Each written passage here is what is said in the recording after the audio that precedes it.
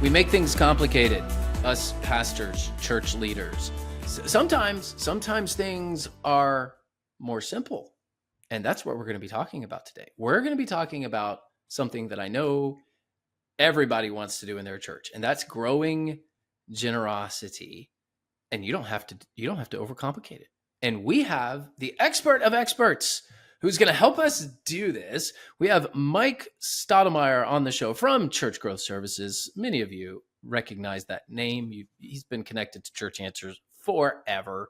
I don't know why, but he's awesome. He is awesome. And the fact that he chooses to be with us, particularly me today, I'm really honored. Thank you, Mike, for joining us. Man, it's great to be here, and it's great to talk to pastors and church leaders. I love you guys and appreciate the opportunity to just talk about something every church needs, funding for vision. Indeed. And if you're not familiar with Church Growth Services, we have a link in the show notes for you. They do everything generosity. We'll talk more about that here in just a moment, but we certainly want to thank our sponsor, Rooted. Rooted is a great experience that can help you create a discipleship culture and connect people to ongoing life change in Jesus. So this is a great way to start sustainable groups. It's an approach to discipleship, and it's also an opportunity to change the culture of your church. So the Rooted experience is really a comprehensive, all-encompassing way to do a lot of different things in your church. And if you're like, hey, I'm just looking for good curriculum, well, it's that too, of course, but it's so much more. And we want you to go check it out. Go to experiencerooted.com/church answers. Of course, you can go to experiencerooted.com, but then we won't get any credit. And we'd love for them to know that you are going there because of us. So go to experiencerooted.com/church answers. They got some resources there, some free stuff as well. So we'd love for you to get connected to Rooted. All right, Mike. I know you, Church Growth Services, you've been doing this a long time. This is just stuff that you just know backwards and forwards, but it's not something that everybody knows. And I think in about a year, I'm going to be utilizing your services with, at the time of this recording, we're kind of in queue for some campaign work. Don't want to reveal too much because I'm going to be getting ahead of myself with my own church before we even vote on things. So don't want to do that just yet, but the assumption is yes. So we're going to be working with Mike here very soon. Excited about that. We'll be hiring Church Growth Services. You guys need to go check them out as well. And the reality is that growing generosity does not require a big program, complex strategy. It can be simple. Mike, why is this simple? What are we missing? Walk us through this. Well, I think it's simple because, first of all, everyone is dealing with finances every day. They're living in that space. So it's easy to talk about as long as you just make it normal and just kind of bring it along. But like many things, you don't have to make things hard to make it effective. And I think that's especially true in the generosity space when you're trying to just encourage your congregation to support ministry that is changing lives for eternity. So you've got this first step here, communicate gratitude. So we're going to be talking about four things: communicate, communicate, communicate, and communicate. Now, this is your content. This is something that you came up with. So full credit to Mike. This is not me. It's just like, let's keep it simple. Just one word. Just one word. So when you're talking about communicating gratitude, what do you mean by this? How does this grow a generosity culture? Well, first of all, people who are being generous need to be told thank you. The church is terrible about saying thank you. They're constantly saying serve, give, do, be. There's a constant list of things they're trying to get the congregation to do and their members, but they don't say thank you very often. The first time I wrote a handwritten note to someone thanking them for their consistent, faithful generosity, that senior lady brought that handwritten note in her purse to church next Sunday, gave me a hug and started crying and said, no one has ever said thank you before. And I thought, shame on me, because I'd been her pastor for almost 2 years, but shame on the church because they didn't just simply acknowledge and expressed appreciation for someone who is faithfully serving and giving to allow that church to reach more people? Well, gratitude inspires faithfulness. So if you want to encourage an activity or a spiritual discipline in the church, one of the ways to do that is through an expression of gratitude. When you tell people, thank you, when you recognize people for the good that they are doing, when you, as you say, communicate gratitude, what you are doing is you are sending a signal that this is where I want you to be faithful. And you will inspire that faithfulness in your people if you say thank you. Why would you expect people to give more, to do more, to be generous if you are never expressing gratitude towards their existing generosity? More doesn't come, you know, as easily when you aren't thankful for the things that they're already doing. Yeah, and how easy is it to say thank you? It's a heart mindset, not a difficult thing to do. That handwritten note was 3 sentences. It took less than 5 minutes. That walk, through the lobby area, and just putting your arm around somebody and saying, "Man, you served like a warrior in the nursery last week, and I want you to know I noticed." It goes far Man, if it beyond requires generosity. warriors in the nursery, I want to know what these kids are like. Well, sometimes it is a warrior. So who knows? It's not my area of expertise, so it would be for me. So communicate gratitude is one thing that you can do. Again, this is very simple. You're going to be listening to this and you go, okay, yeah, I know. Okay, it's knowing and doing are two different things. So part of what we want to do in this episode is to encourage all of you to go do what you know to do, to actually follow through with it. So one way to grow generosity in your church is just to communicate gratitude. The other thing that you need to communicate is ministry impact. Now, you've written a lot on this. What do you mean when you say ministry impact? Yeah, every time your church goes out and serves that faith-based nonprofit, every time your church helps fund ministry, even outside your church, and those ministries as well as your own are making an impact. They're changing lives. Maybe they're feeding people, maybe they're helping people through addictions, maybe they're getting saved. There's all kinds of different things that are happening, but we need to be consistently sharing God's stories of how He's making an impact, because people want to be a part, first of all, of something bigger than themselves. They want their life to have meaning and impact, but at the same time, if you're not sharing your story, other people are sharing their stories, and they're like, you know what? Something is happening over there. Maybe I should turn my resources over there. And the truth is, you're not bragging on your church. You're not bragging on yourself. You're bragging on what God is doing in and through your church. And it is worth investing in because it has eternal impact. And so just sharing those stories of how God is working in and through your church and your church's ministries and changing lives is really important to do, because one of the questions, especially I have a business background before I was a pastor as a national sales manager, one of the things we look at is return on investment. And if there's no impact happening, then why am I investing my time there? And young people in particular want to know what kind of impact is happening with my investment of time, talent, and treasure. We're focusing on treasure today, but it's bigger than that. And by sharing those stories, you inspire faith, you inspire hope, you inspire the sense of I'm a part of something bigger that is doing more than just making a living, going on vacation, and funding retirement. So there's this idea of saying thank you, just communicating the thank you, communicating gratitude. And then there is this concept of, hey, we need to communicate the broadness of what God is doing through the life of the church. And you can do that through your newsletter. You can do that through sermon illustrations. You can do that through personal testimony in a worship service, video content or reels on social media.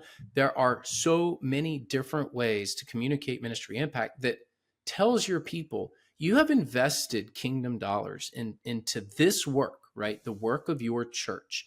Well, here is what is happening.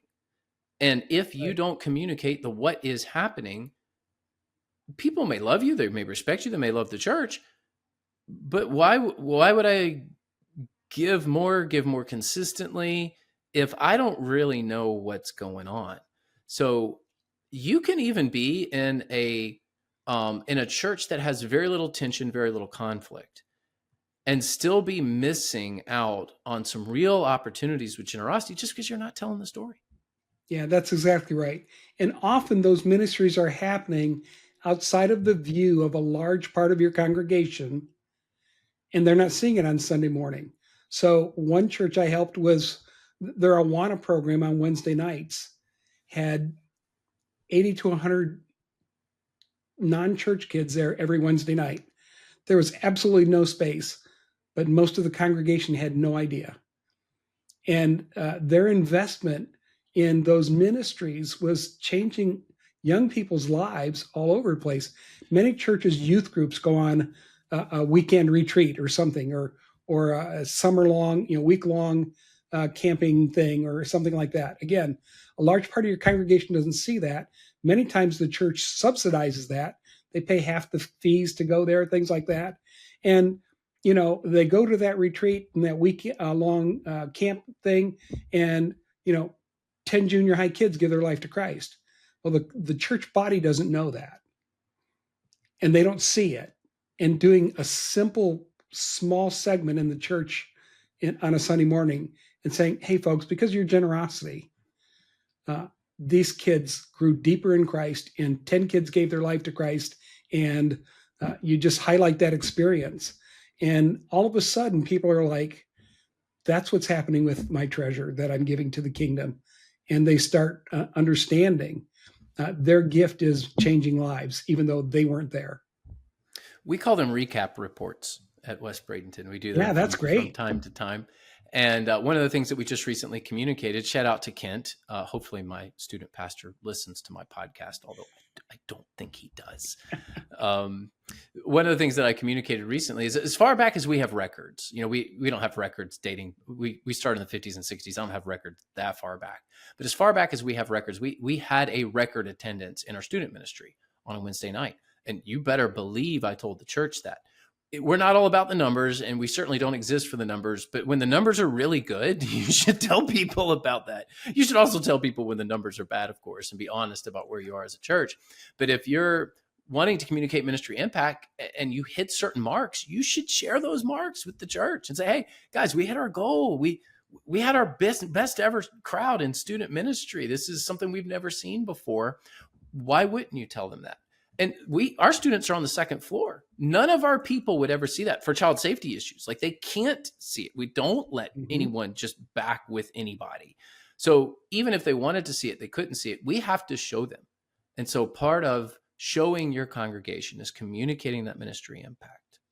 But we move now from the broad scope of what the church is doing into these personal stories of transformation, right? So now we're getting more into like the testimony side of things. So communicate. Gratitude, ministry impact. And this third one is life change.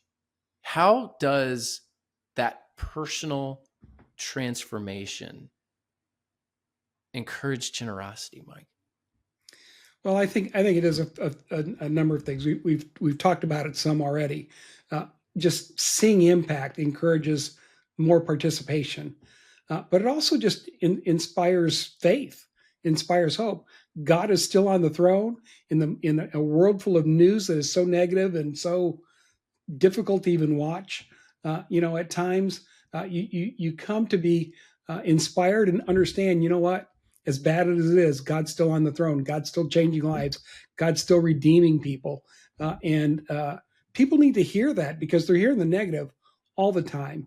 But then when they start seeing, how God delivered people from addiction, put a marriage back together, helped somebody who was just lost as a teen and now as a 20 something, all of a sudden is grounded in the faith and growing and being discipled, and all these different things that are happening all the time in God's church all over the world.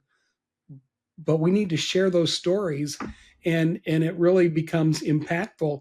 And just think of the impact that can have on that senior who's been investing decades into the church and is concerned that the legacy carries on long after, and they get to hear these stories of young people and 30 somethings and 40 somethings, and gosh, all the Gen Zs that are coming back to church. And there's so many stories we can tell.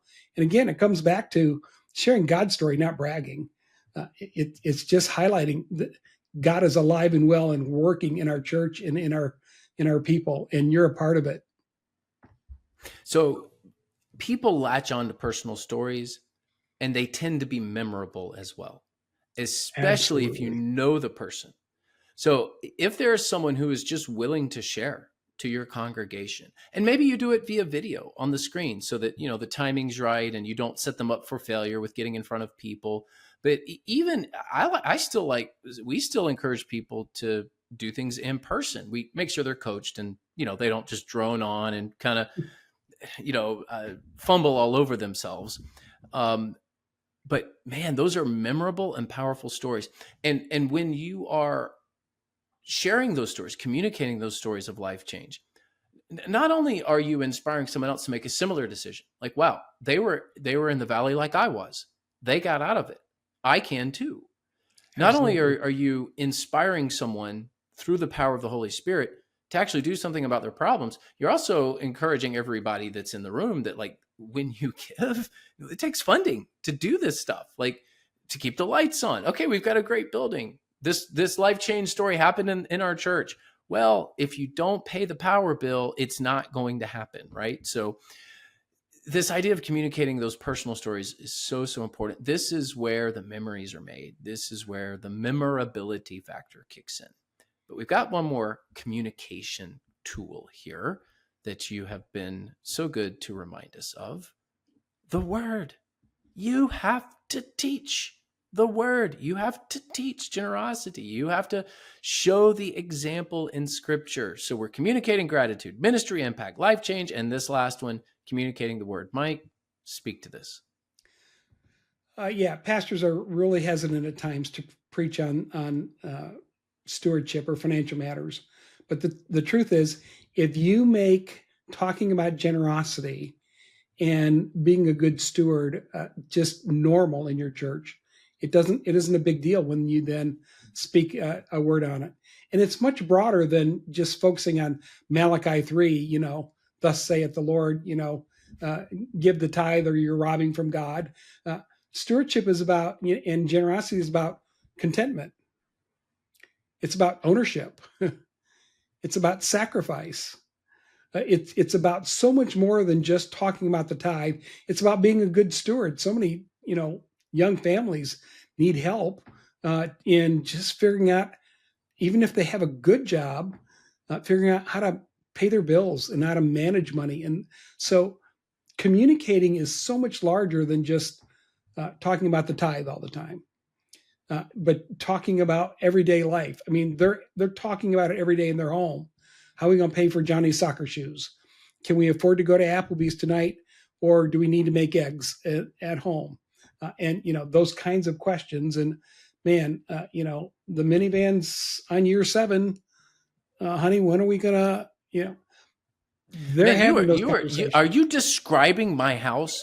Because right at this moment, we have a big medical bill due. We're fine. Just so the listeners know, don't send me any money. I don't need it. We're fine. The big medical bill due. And there are eggs being cooked right at this moment instead of us going out to eat tonight. And so I feel your pain. And we have a vehicle on year 9, not year 7. And I know next year we're going to have to buy a new vehicle, or new to us vehicle. Let me say that. I feel you on that. Like, and do I still tithe? And I know that's controversial, and you believe what you believe, right? I understand that it's a controversial subject, but I still believe in the tithe. I give to God first, and you know what? He's always provided.